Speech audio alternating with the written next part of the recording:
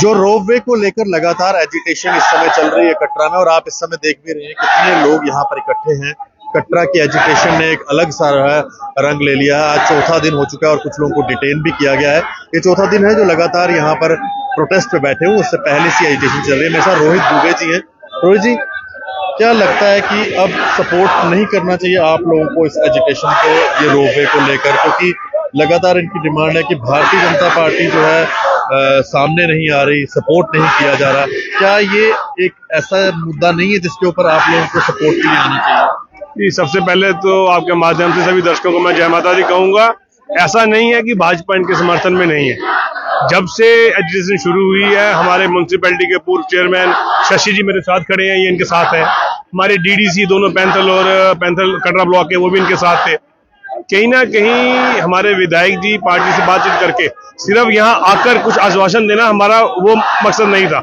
हम चाहते थे कि बात करके कि जब भी आए कुछ हमारे हाथ में हो, क्योंकि लोग आपको पूछेंगे कि हमारे यहाँ से विधायक चुने हुए बलदेव जी, उनको पूछेंगे कि एजुकेशन में आके, क्योंकि उनसे लोगों को उम्मीद है।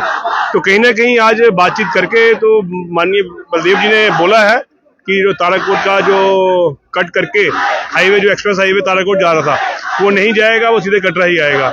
और रही गंडोला की बात, तो उन्होंने बोला है कि मैं आपके साथ हूँ और आगे बात करके देखते हैं कि क्या हो जाएगा, कहाँ तक जा सकते हैं। लेकिन इसी बीच में गंडोला का काम लगातार चल रहा है, क्या वक्त तो नहीं निकलता जा रहा है हाथ से, और वहां पर ऐसा ना हो कि वो सब कुछ हो जाए और खाली अभी बातचीत का ही मौका चलता रहे? पर गंडोले का काम रुका हुआ है, गंडोले का काम चल नहीं रहा है।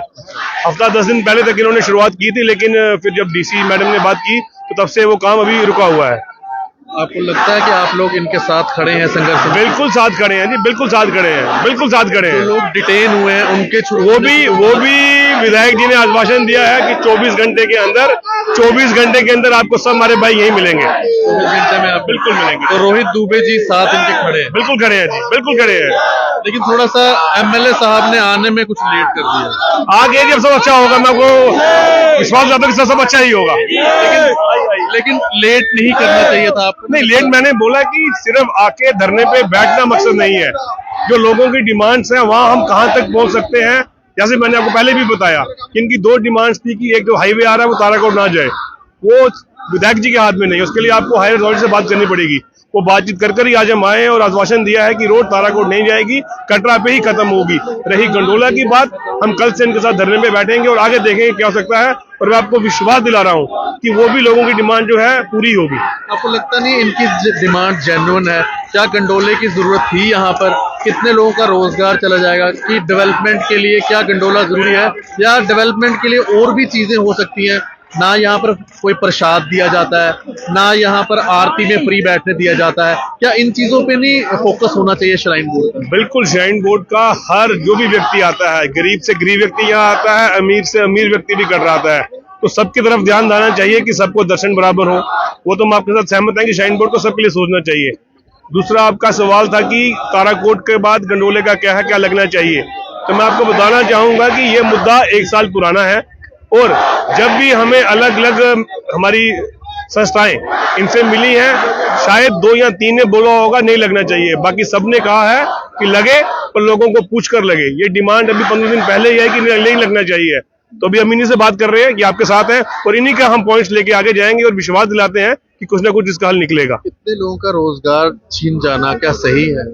बिल्कुल सही नहीं है। इसलिए तो हम कह रहे हैं कि पहले जितनी भी संस्थाएं श्राइन बोर्ड को मिली, चाहे डिपकॉम को मिली, सबका मैक्सिमम लोगों का मानना था कि लगे, पर किसी अलग लोकेशन पे लगे।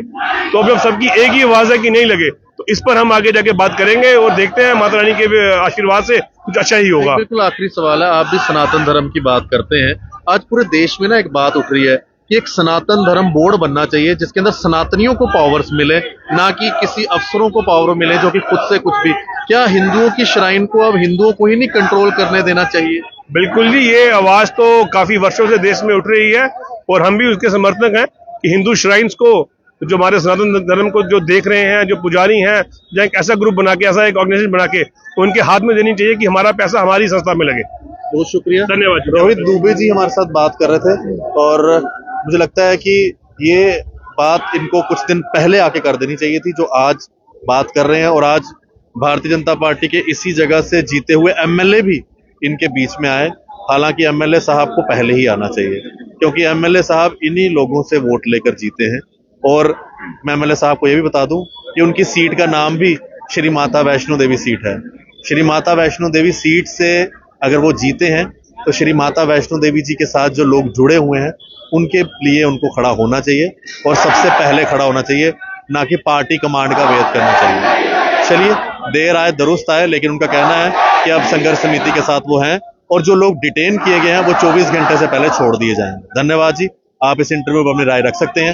फिलहाल रोपवे ना लगे इसके लिए ये सभी लोग यहाँ पर इकट्ठे हैं और आपके सामने हैं। मुझे लगता है कि श्राइन बोर्ड को ना पहले लोगों से बात कर लेनी चाहिए थी, फिर इस तरह के डिसीजन लेने चाहिए। धन्यवाद जी। राम राम। सत्य सनातन धर्म की जय।